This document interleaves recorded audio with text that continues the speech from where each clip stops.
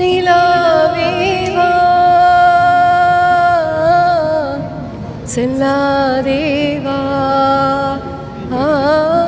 നമസ്കാരം. കലോത്സവ വേദി ഇങ്ങനെ ആളുകളെ കൊണ്ട് നിറഞ്ഞു കവിയാണ്. തൃശ്ശൂർ പൂരം കഴിഞ്ഞതിന് ശേഷം പിന്നെ ഇങ്ങോട്ട് നമ്മൾ കാണുന്നത് മറ്റൊരു പൂരമാണ് കേട്ടോ, കലോത്സവ പൂരമാണ്. അപ്പോൾ ഈ പൂരനഗരിയിൽ കലയെ സ്നേഹിക്കുന്ന എല്ലാവരും എത്തുന്നുണ്ട്. എനിക്കിപ്പം പൊതുവിദ്യാഭ്യാസ സെക്രട്ടറി വാസുകി മാഡം ചേരുകയാണ്. ഞങ്ങൾ മാഡത്തെ ഇന്നലെ സാരിയുടെ പേരിലായിരുന്നു, അതായത് എന്താ പുനരുപയോഗിക്കാവുന്ന സാരി അല്ലേ. എൻ്റെ സാരി 8 വർഷമായി പറഞ്ഞപ്പം വലിയ കയ്യടി ഉണ്ടായിരുന്നു അവിടെ. 8 വർഷം പഴക്കം മാത്രമല്ല, അത് മറ്റവരെ ഉപേക്ഷിച്ച സാരിയാണ്. സ്വാപ്പ് ഷോപ്പിൽ നിന്ന് എടുത്ത സാരിയാണ്. അതെ, എന്റെ കളക്ഷനിലുള്ള 80% സാരികളും അങ്ങനെയാണെന്നും കേട്ടു. Yes, definitely. ഞാനായിട്ട് സാരി ഒരു കടയിൽ പോയി മേടിച്ച് ഏകദേശം 10 വർഷമായി. അപ്പോൾ ചിലപ്പോ പല ഗിഫ്റ്റുകൾ ചിലപ്പോൾ കിട്ടുന്നുണ്ട്. അതുപോലെ വേണ്ടാമെന്ന് പറയണമെന്ന് ആഗ്രഹിക്കുകയാണ്. പക്ഷേ ചില കിട്ടുന്ന സാരി ഇഷ്ടപ്പെട്ടിട്ടുണ്ടെങ്കിൽ അത് വെച്ചിരിക്കും. കുട്ടികളോട് അത് പറയാം, പ്രത്യേകിച്ച് നമ്മൾ എന്താ പറയാ റെസ്പോൺസിബിൾ കലാമേള കൂടിയാണല്ലോ. കുട്ടികളോട് അത് പറഞ്ഞപ്പോൾ അവരത് അങ്ങ് ഏറ്റെടുക്കുന്നു എന്ന് സ്വയം തോന്നുന്നുണ്ട്. എനിക്ക് അറിയത്തില്ല, ഇപ്പൊ അതിന്റെ ഫീഡ്ബാക്ക് കുട്ടികളോട് ഇനി സംസാരിക്കുമ്പോഴാണ് എനിക്ക് കിട്ടാൻ പോകുന്നത്. പക്ഷേ ഞാൻ ഇപ്പോൾ വിദ്യാഭ്യാസ വകുപ്പ് സെക്രട്ടറി ആയിട്ട് ചാർജ് എടുത്ത ശേഷം പല കുട്ടികളായിട്ട് ഞാൻ ചർച്ച ചെയ്യുന്നുണ്ട്. എല്ലാ കുട്ടികളും, കാരണം അവർ ക്ലീൻ സ്ലേറ്റ് ആണല്ലോ, സോ എല്ലാ കുട്ടികൾക്കും ഞാൻ ഇത്തരം കാര്യങ്ങൾ പറയുമ്പോഴെല്ലാം അവർ വളരെ എക്സൈറ്റഡ് ആണ്, നന്നായിട്ട് ഉൾക്കൊള്ളിക്കുന്നുണ്ട്. പക്ഷേ എന്ത് സംഭവിക്കുന്നു വെച്ചാൽ, നമ്മൾ ക്ലാസ് എടുക്കുന്നു, ചിലപ്പോൾ ഇങ്ങനെ ഒരു പരിപാടിയിൽ നമ്മൾ പറയുന്നു, പക്ഷേ അത് പിന്നെ അവർ വീണ്ടും ജീവിതത്തിലേക്ക് പോകുമ്പോൾ ചുറ്റും വീണ്ടും കമ്പോള ലോകത്തിന്റെ കള്ളങ്ങളല്ലേ കൂടുതൽ കേൾക്കുന്നത്. അപ്പൊ നമ്മൾ പറയുന്ന സത്യം ചിലപ്പോൾ ശബ്ദം കുറഞ്ഞു പോകുന്നു ഈ കള്ളങ്ങൾക്കിടയ്ക്ക്. സോ എന്തായാലും ട്രൂത്ത് ഓൾവേസ് വിൻസ്. നമ്മൾ സത്യം അങ്ങ് ഉറക്കെ പറയുന്നത് എന്റെ കർത്തവ്യമാണ്. ആരെന്ത് വിചാരിച്ചാലും ഇത് ഞാൻ പറഞ്ഞുകൊണ്ടേയിരിക്കും. അത് എന്റെ കർത്തവ്യം ഞാൻ പൂർത്തീകരിച്ചുകൊണ്ടേയിരിക്കും. പൊതുവിദ്യാഭ്യാസ സെക്രട്ടറി എന്നുള്ള നിലയിൽ കന്നി കലോത്സവമാണ് ആദ്യത്തെ കലോത്സവമാണ്. ആദ്യത്തെ കലോത്സവമാണ് സെക്രട്ടറി ആയതിനു ശേഷം. നേരത്തെ ജില്ലാ കളക്ടറൊക്കെ ആയിരുന്ന സമയത്തൊക്കെ ഒരുപാട് കലോത്സവങ്ങളൊക്കെ പങ്കാളികളായിട്ടുണ്ടാവും. ആ സമയത്ത് കുറച്ച് ഉണ്ടായിരുന്നു. പക്ഷെ മെയിൻ ആയിട്ട് നമ്മുടെ നാഷണൽ ഗെയിംസ് 2015 നാഷണൽ ഗെയിംസിൽ ഉണ്ടായിരുന്ന ഗ്രീൻ പ്രോട്ടോകോൾ ശരിക്കും പ്രസിദ്ധമായത് 2016 കലോത്സവത്തിലാണ്. ആ സമയത്ത് ജയ മാഡം ആയിരുന്നു ഡയറക്ടർ ജനറൽ. അദ്ദേഹം ഏറ്റെടുത്തു. അപ്പോഴാണ് ഗ്രീൻ പ്രോട്ടോകോൾ സംഭവം എന്ന് പറയുന്നത് കേരളം മുഴുവൻ എല്ലാവർക്കും എത്തിച്ചത്. അപ്പൊ അതേപോലെ തന്നെ ഇപ്പോഴും നമ്മൾ ഗ്രീൻ പ്രോട്ടോകോൾ വളരെ ഭംഗിയായിട്ട് ചെയ്തിട്ടുണ്ട്. ഞങ്ങൾ ഇങ്ങോട്ട് വന്ന സമയത്തെ നമ്മളിവിടെ എത്തുമ്പോൾ അറിയാതെ പാടിപ്പോകുന്നു, അറിയാതെ താളം പിടിച്ചു പോകുന്നു, അറിയാതെ നൃത്തം വെച്ച് പോകുന്നു. അങ്ങനെ ഒരു ഫീൽ ഉണ്ടല്ലോ അല്ലേ മാഡത്തിന്? Definitely I love dancing, I love music. പക്ഷേ അത് സാധാരണ നമ്മള് വീട്ടിലും ബാത്റൂമിലും മാത്രമേ ലിമിറ്റ് ചെയ്ത് വെക്കുന്ന ഒരു വ്യക്തിയാണ്. അല്ലല്ല, അങ്ങനെ പറഞ്ഞാൽ പറ്റില്ല, അങ്ങനെ പറഞ്ഞാൽ പറ്റൂല. മാഡം പാട്ട് പഠിച്ചിട്ടുണ്ട്. പാടും മാഡം, പാടും. നമുക്ക് വേണ്ടി, നമ്മളെ പ്രേക്ഷകർക്ക് വേണ്ടി. മാഡം ഈ കലോത്സവ വേദിയിലെത്തിയാൽ ആരാണ് പാടാതിരിക്കുക? അപ്പൊ വേണം ഒരു പാട്ടാവാം. അയ്യോ, എന്ത് പാട്ട് പെട്ടെന്ന്. ഓക്കെ,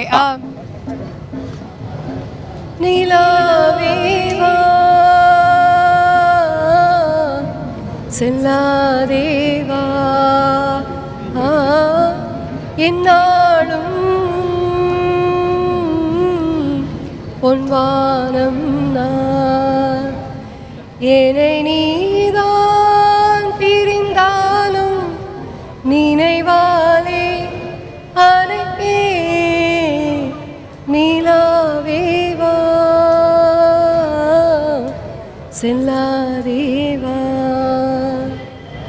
സിമ്പിൾ പാട്ടല്ല കേട്ടോ, നിറയെ സംഗതികളുള്ള പാട്ടാ. അപ്പോൾ ഞങ്ങൾക്ക് ഈ കളക്ടറായിരുന്നു നമ്മളൊക്കെ എല്ലാവരും സ്വപ്നമാണ്. IAS ഞങ്ങളൊക്കെ പരീക്ഷ എഴുതിയിട്ട് തോറ്റ ആളുകളാണ്. മീൻസ് വലിയ ആഗ്രഹങ്ങൾ മനസ്സിൽ കൊണ്ടുവരുന്നല്ലോ, പക്ഷേ അതിലേക്ക് എന്തെങ്കിലും പക്ഷേ സ്വപ്നങ്ങൾ പിടിച്ചതാണ്. മേഡത്തെക്കുറിച്ച് നമ്മൾ വായിക്കുമ്പോഴും എന്താ പറയുക, പഠിച്ച കാലം തൊട്ട് ഇതുവരെ എത്തിയതിനെക്കുറിച്ച് പറയുമ്പോൾ വലിയ അഭിമാനം തോന്നും നമുക്ക് എല്ലാവർക്കും. ഞാൻ ഒരു കാര്യം കൂടി ചോദിക്കാം. ഇപ്പോൾ കലോത്സവ വേദി നമ്മളെപ്പോഴും ഈ പണത്തിൻ്റെ പളപളപ്പ് കാണുന്ന ഒരു സ്ഥലമാണ് കലോത്സവ വേദി. കായികമേളയാണെന്നുണ്ടെങ്കിൽ എന്താ പറയുക, ഏത് കുട്ടികൾക്കും വരാം, കയ്യിലൊരു ഷൂ മതി, അല്ലെങ്കിൽ മറ്റ് ഡ്രസ്സ് മതി. കലോത്സവത്തിന് അങ്ങനെയല്ല, ഒരുപാട് ഒരുക്കങ്ങൾ. അപ്പോൾ പലപ്പോഴും നമ്മുടെ നാട്ടിൽ പണമില്ലാത്തത് കൊണ്ട് കലാകാരന് അവസരം നഷ്ടപ്പെടുന്ന ഒരു സാഹചര്യമുണ്ട്.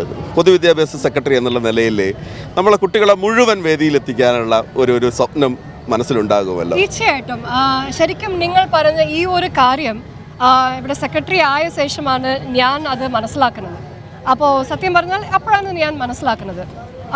അപ്പോൾ അതുകൊണ്ട് തന്നെയാണ് നമ്മൾ ഇത്തരം കാര്യങ്ങൾ ഇപ്പോൾ ഞങ്ങൾ ഉദ്യോഗസ്ഥന്മാരും മന്ത്രിമാരും എല്ലാവരും ചർച്ച ചെയ്ത് വരുവാണ്.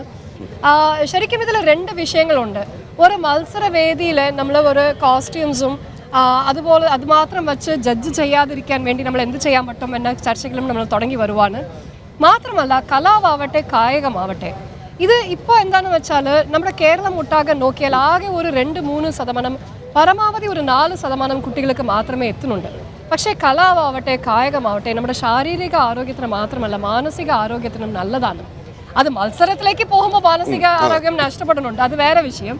പക്ഷേ ഓവറോൾ നോക്കിയാൽ അത് വളരെ അത്യാവശ്യമാണ്. അപ്പം നമ്മുടെ വിദ്യാഭ്യാസ വകുപ്പ് മന്ത്രിയും ഒരു ആശയം മുന്നോട്ട് വെച്ചിട്ടുള്ളതെന്ന് വെച്ചാൽ 1 child 1 game, 1 child 1 art എന്ന രീതിയിലേക്ക് കടക്കണം എന്ന ഒരു വിഷൻ വിദ്യാഭ്യാസ വകുപ്പിന് ഉണ്ട്. പക്ഷേ അതിന് പല രീതിയിലും സിസ്റ്റം ചേഞ്ചസ് ഉണ്ടാവേണ്ടതുണ്ട്. കാരണം അത്രമാത്രം നമുക്ക് ആർട്ട് ടീച്ചേഴ്സോ അല്ലെങ്കിൽ കായിക ടീച്ചേഴ്സോ അതിൻ്റെ പോസ്റ്റോ അത്തരം കാര്യങ്ങളൊക്കെ നമുക്ക് ഇപ്പോൾ നിലവിലില്ല. പക്ഷേ തീർച്ചയായിട്ടും അത് പതുക്കെ ഉണ്ടാക്കിയെടുക്കണം എന്ന ഒരു വിഷൻ തീർച്ചയായിട്ടും വിദ്യാഭ്യാസ വകുപ്പിന്. അതായത് നമ്മുടെ മനസ്സിലൊരു ആഗ്രഹം ഉണ്ടെങ്കിൽ എനിക്കൊന്ന് വേദി കയറണം അല്ലെങ്കിൽ എനിക്കൊന്ന് ട്രാക്കിൽ ഓടണം എന്ന് തോന്നിയാൽ അവർക്കതങ്ങ് സാധിപ്പിച്ചു കൊടുക്കാൻ നമുക്ക് പറ്റണം. തീർച്ചയായിട്ടും ഒരു സമൂഹമായിട്ടും ഒരു സർക്കാരായിട്ട് വകുപ്പായിട്ട് നമുക്കത് പറ്റണം. അത് ഞങ്ങളുടെ മനസ്സിൽ തീർച്ചയായിട്ടും ഉണ്ട്. തീർച്ചയായിട്ടും അതിനു വേണ്ടിയുള്ള ഒരുക്കങ്ങൾ പതുക്കെ ചെയ്യുമെന്ന്.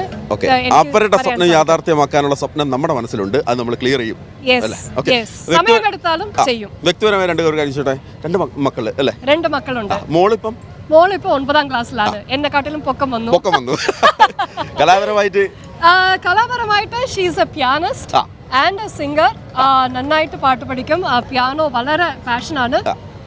ഞങ്ങളെ ആർക്കും ഇല്ലാത്ത ഒരു ടാലന്റ്, മ്യൂസിക് കമ്പോസ് ചെയ്യാനുള്ള ഒരു ടാലന്റ് കുട്ടിക്കുണ്ട്. അമ്മ പാടും. അപ്പൊ സമയം കിട്ടുമ്പോ കുട്ടികളോട് ഞാൻ പാട്ടും ബഹളവും എപ്പോഴും വീട്ടിൽ ഉണ്ടാവും. അതുകൊണ്ടായിരിക്കും കുട്ടികൾ ഇപ്പോഴും ഞാൻ പറയുന്നതെല്ലാം കേൾക്കുന്നത്. കാരണം അവർ പറയുന്നതെല്ലാം ഞാൻ കേൾക്കും. കുട്ടികൾക്ക് വേണ്ടി ഒരു സമയം നമ്മൾ അങ്ങ് മാറ്റിവെക്കും. തീർച്ചയായിട്ടും മാറ്റിവെക്കുന്ന സമയം 100% കുട്ടികളോട് തന്നെ ഉണ്ടാവും. ഞങ്ങളൊക്കെ വലിയ തിരക്കുള്ള ആളുകൾ. ഇത് കേൾക്കുമ്പോൾ നമുക്ക് വലിയ ആഗ്രഹം തോന്നും വീട്ടിൽ കുട്ടികളെടുത്ത് ചെല്ലണം, അവർക്കൊപ്പം ഇരിക്കണം എന്നുള്ളത്. ഇതൊരു പുതിയ പാഠമാണ്. ഞങ്ങളൊപ്പം ഉണ്ടാവണം, അല്ലെങ്കിൽ അവരെ ചേർത്ത് പിടിക്കണം. 5 മിനിറ്റ് കിട്ടിയാലും അവർ പറയുന്നത് കേൾക്കുക, അവർ പറയുന്നത് മനസ്സിലാക്കുക എന്ന് പറയുമ്പോൾ ഇപ്പൊ തന്നെ നോക്കുക. കഴിഞ്ഞ ഒരാഴ്ചയായിട്ട് ഞാൻ വീട്ടിൽ പോയിട്ടില്ല. എന്നിട്ട് പോലും ഞാൻ നിരന്തരം ബന്ധത്തിൽ ഉണ്ടാവും കുട്ടികളോട്. ഉള്ള സമയത്തിലെല്ലാം കുട്ടികൾക്ക് ഞാൻ പ്രാധാന്യം കൊടുക്കും. അത് ഒരു ഓഫീസിൽ നിന്ന് തിരിച്ച് വീട്ടിൽ പോയാലോ അല്ലാതെ ഒരു ലീവ് ദിവസങ്ങളായാലോ അപ്പോൾ കുട്ടികൾക്ക് ഞാൻ കഴിഞ്ഞത്ര പ്രാധാന്യം കൊടുക്കും. ചെറിയ സമയമായാലും കുട്ടികൾ പറയുന്നത് ഞാൻ മനസ്സിലാക്കണം. ശരിക്കും ഇപ്പോൾ എന്താണെന്ന് വെച്ചാൽ ഈ ഒരു ഡിജിറ്റൽ ലോകത്തിൽ പരസ്പരം നമ്മൾ ഒരുത്തർ മനസ്സിലാക്കാനുള്ള ഒരു പേഷ്യൻസ് നമ്മുടെ മൈൻഡിൽ ഇല്ല. അപ്പോൾ അത് ഭാര്യ ഭർത്താവട്ടെ, സമൂഹമാവട്ടെ, രക്ഷകർത്താക്കളാവട്ടെ, പരസ്പരം മനസ്സിലാക്കാൻ നമുക്ക് മെൻ്റൽ സ്പേസ് ഇല്ല. പക്ഷേ എനിക്ക് എൻ്റെ യോഗവും മെഡിറ്റേഷനും ആ സ്പേസ് കൊടുക്കുന്നുണ്ട്. എന്നെ ഒരുപാട് ശാന്തമാക്കിയിട്ടുണ്ട്. അതുകൊണ്ട് തന്നെ I think I'm doing a good job as a mother. Thank you. ഇത് പറയുന്ന വേദിക്ക് കൂടി വലിയൊരു പ്രത്യേകതയുണ്ട്. പ്രത്യേകിച്ച് ഉത്തരവാദിത്തം എന്താ പറയുക കലോത്സവ വേദിയിൽ നിന്നാണ് നമ്മൾ സംസാരിക്കുന്നത്. ഇവിടത്തോട് സംസാരിച്ച വലിയ പോസിറ്റീവ് എനർജി കേട്ടോ. Thank you Thomas. Thank you so much. അപ്പോൾ അടുത്ത വീണ്ടും നമ്മൾ ഈ കലോത്സവ വേദിയിൽ കാണും. അന്ന് പാട്ട് മാത്രം മതിയാവില്ല, ഡാൻസ് കൂടെ വേണ്ടി വരും. Bye bye. Yes, thank you.